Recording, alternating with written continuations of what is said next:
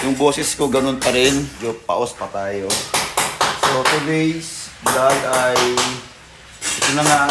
Ito ginawa nila to kahapon.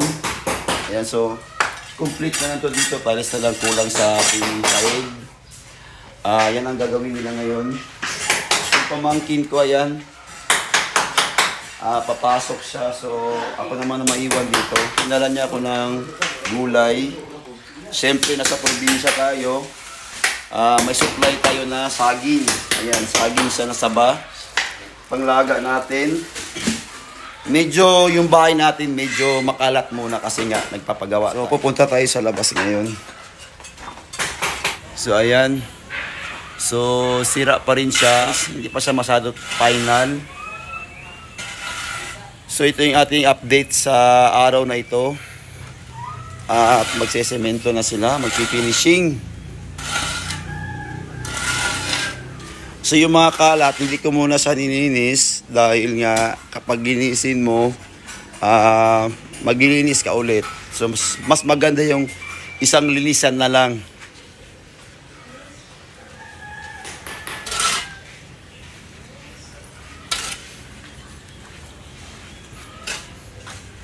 Pila ang kwan, pila ang sako ka semento karon? 20 isa ka sako. Isa ka sako na semento. Uy, pilang ang isa ka sako semento noy, basig na imong utana. Dil isa ka sako la akong pangutana. Pila ang presyo sa isa ka sako semento? 250 yung sana sa brand na siya kana mahalon. 250 guys. Tapos ang isa ka hollow block pila man? 17. Yung sana sa kanang 4. 17 pala. So ayan. Sa mga magtatanong, magkano ang presyo ng semento at presyo ng hollow block? Ayan, nabanggit ko na po. So, yung mga ibang mga material, hindi ko na lang po pinos. Kasi po, magkaiba po tayo ng lugar. Meron taga Mindanao, Visayas, at Manila. So, magkaiba po tayo ng price. So, in-update ko lang sa inyo para meron kayong kaunting kaalaman kung magkano ang presyo dito sa amin yung mga material na yan. About sa mga iba pang material, bumili kami sa City Hardware. So, hindi ko na lang po na-post yung price dahil gawa ng baka bawal, di ba? Ayaw ko naman talagang masita tayo. So, ayan guys, ito yung ating room.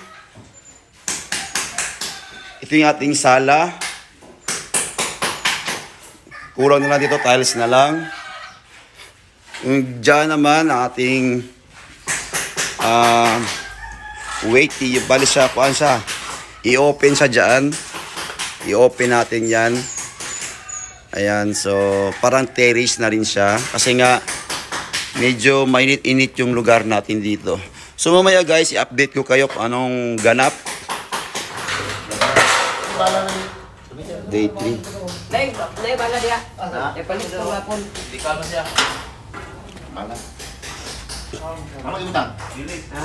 Nani kwan. Amen. Yan, dumating na rin ating pagpapakabit ng ating atip. Ano bitter dito daot?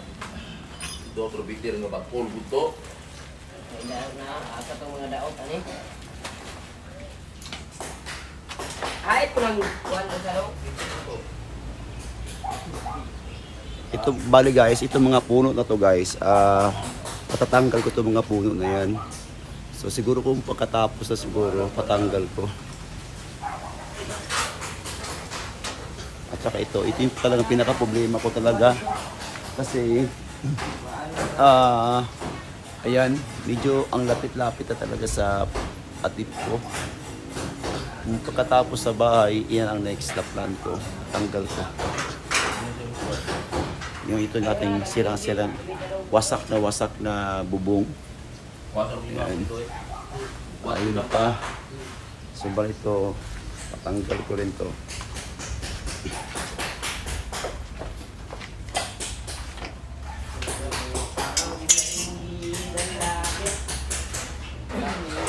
Gamitin ang kinabuhi ko.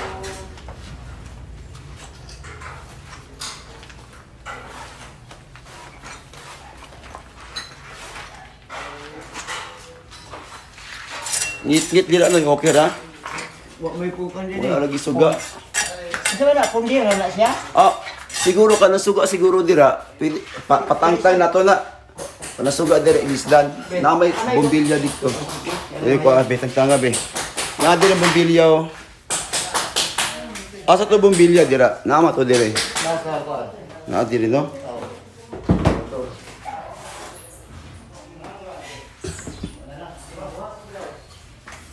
Oh. Kanya sa laya yo. Kasi gugaw siguro. Lugi-lugi.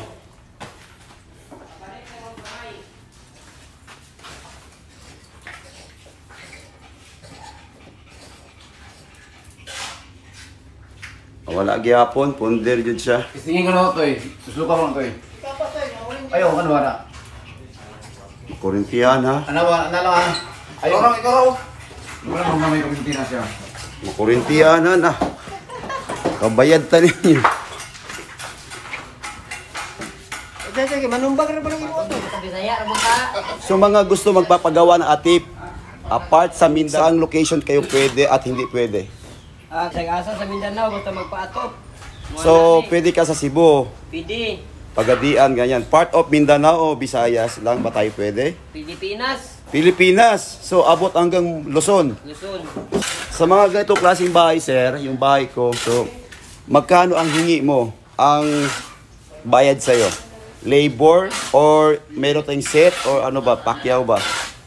Depende, pwede labor materials, pwede labor lang, pero sining mo 120 to ni tanan. Oh. Total package na ni amo na tanan. Wala na kay problemahon, dawat na lang ka kanus mahuman. Oh, ganun ba? So halimbawa naman sir, kapag nasa malayong lugar, kasi ako nasa Mindanao ako. Halimbawa naman kapag sa example sa Cebu, so kasali ba yan sa or sila magpo-provide ng ticket papuntang Cebu? Oo, pamasahe, ilaan na. Staff mo rin kasama o ikaw lang mag-isa? Kasama ko staff ko. So mga ilang staff ka meron na isama? 5 lang. So ito sir, para saan man yan? Ito ang lagayan ng gutter. Diri may butanganan sa gutter. Diri butang para itong mga agas sa tubig, Oo. kini mo mudawat. Okay. Mao ni pa siya kabir. Okay. Ang gutter wala pa nabuhat. Buhatonon pa. Okay. So ayan guys. So balik kayo mamaya i-update ko kayo sa inyo sa about sa atip natin, sa roofing natin. So yan po si Mr. Butik. Sa mga gusto magpagawa again, ipopost ko po sa inyo yung telephone number niya, cellphone number niya para kung gusto niyo magpagawa, i-contact niyo sa guys. Dumating na yung order nating semento. Bali ito yung mga resibo. Ito yung binili natin guys. 30 pieces bag ng cement. Ayan. So medyo mahal talaga yung mga material ngayon guys. Ayan, dumating na po.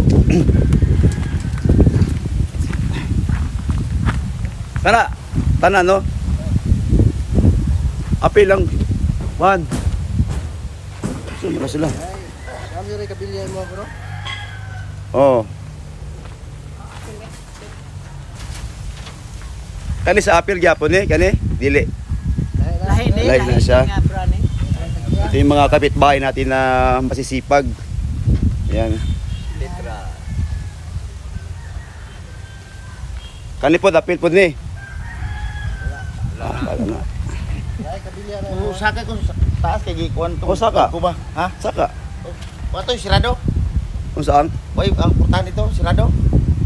Usa may saka, kana saka ka sa sulod sa balay? Dito kay ipakuha mo tong kuno. Ang kuba.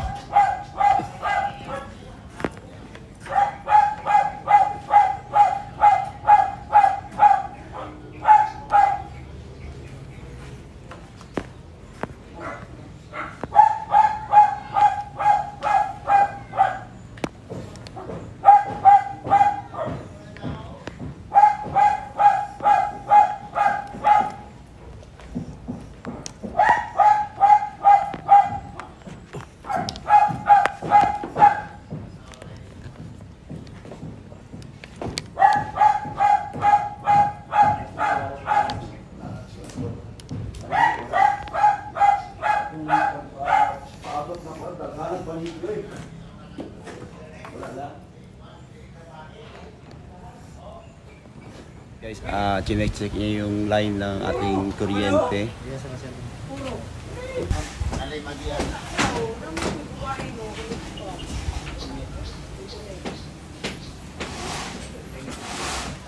Ayan.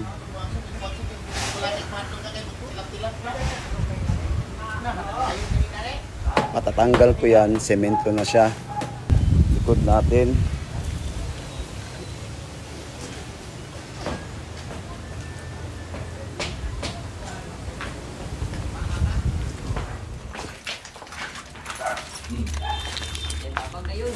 Asa ko pirma? Terus si Parlis, babang. Kumpul na ko lang ganyan sa sabaw. So ngayon guys, ang oras ngayon ay break time.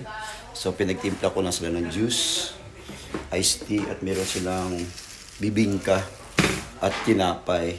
So parang nakulangan sila. So timpla tayo ulit yung trabaho ko sa kanila. Yan. Yan ang kanilang snack nila. So okay na to. Ikaw mo kat-kat, ana? Ikaw mo kat-kat, ana? Ikaw mo kan sa damba? Dili ba delikado? Oh, delikado. Siya pala yung aakyat guys. Tapos parang ako nahihirapan kasi sa size niya.